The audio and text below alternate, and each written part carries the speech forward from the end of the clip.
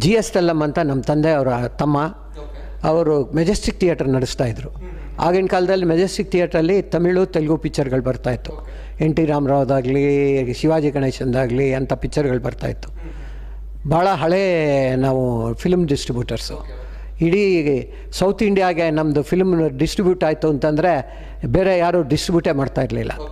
Entire south ಇಂಡಿಯಾಗೆ ನಾವು distributors ಆಗಿದ್ವಿ. ಆಗಿನ ಕಾಲದಲ್ಲಿ ಫಿಲ್ಮ್ ಅಂದರೆ ಎಲ್ಲರಿಗೂ ಗೊತ್ತಲ್ವ. ನಮ್ಮ ಫ್ಯಾಮಿಲಿ ನೇಮು ಅವರಿಂದ ಪ್ರವರ್ಧಮಾನಕ್ಕೆ ಬಂತು, apart from our cloth business. ಅಂದ್ರೆ ಈ ತಲ್ಲಂ ಫ್ಯಾಮಿಲಿಯವರು ಸಿನಿಮಾದಲ್ಲಿ ಒಂದು ಡಿಸ್ಟ್ರಿಬ್ಯೂಷನ್ಸು ಈ ಥರದ್ದೆಲ್ಲ ಮಾಡಿದ್ದಾರೆ. ಬಟ್ ಸಿನಿಮಾ ಲ್ಯಾಂಡಲ್ಲಿ ಯಾಕೆ ಯಾರೂ ನಿಂತ್ಕೊಳ್ಳಿಲ್ಲ ಅಂತ, ಹೀರೋ ಆಗಿ ಅಥವಾ ಬೇರೆ ಡೈರೆಕ್ಷನ್ ಡಿಪಾರ್ಟ್ಮೆಂಟ್ ಆಗಿ? ಇದಕ್ಕೆಲ್ಲ ಹೋಗಲಿಲ್ಲ. ಯಾವುದೋ ಒಂದು ಪಿಕ್ಚರ್ ಮಾಡೋಕ್ಕೋಗಿ ಅದರಲ್ಲಿ ನಾವೂ ಇದ್ವಿ, ನಮ್ಮ ತಲ್ಲಂ ಸುಬ್ರಾಯ ಶೆಟ್ಟಿ ಆ್ಯಂಡ್ ಸನ್ಸು ಅದರಲ್ಲಿ ಪಾಲ್ದಾರರಾಗಿದ್ವಿ.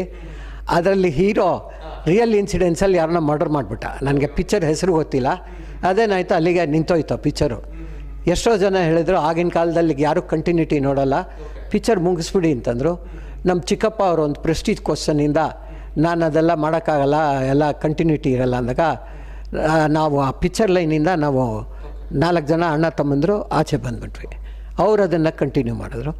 ಅದಾದ ನಂತರ ಸಾಗರ್ ಥಿಯೇಟ್ರ್ ಹೊಡೆದಾಕಿ ಕಟ್ಟಿದಾಗ ಅವರು ನಮ್ಮ ಚಿಕ್ಕಪ್ಪ ಅವ್ರು GS ತಲ್ಲಮ್ಮನು, ತಲ್ಲಂ ನಂಜನ್ ಶೆಟ್ಟರು ಇಬ್ಬರು ಸೇರಿ ಅದನ್ನು ಲೀಸಿಗೆ ತೊಗೊಂಡ್ರು. ಮೊದಲನೇ ಪಿಕ್ಚರು ಕೃಷ್ಣದೇವರಾಯ. ಅದಾದಮೇಲೆ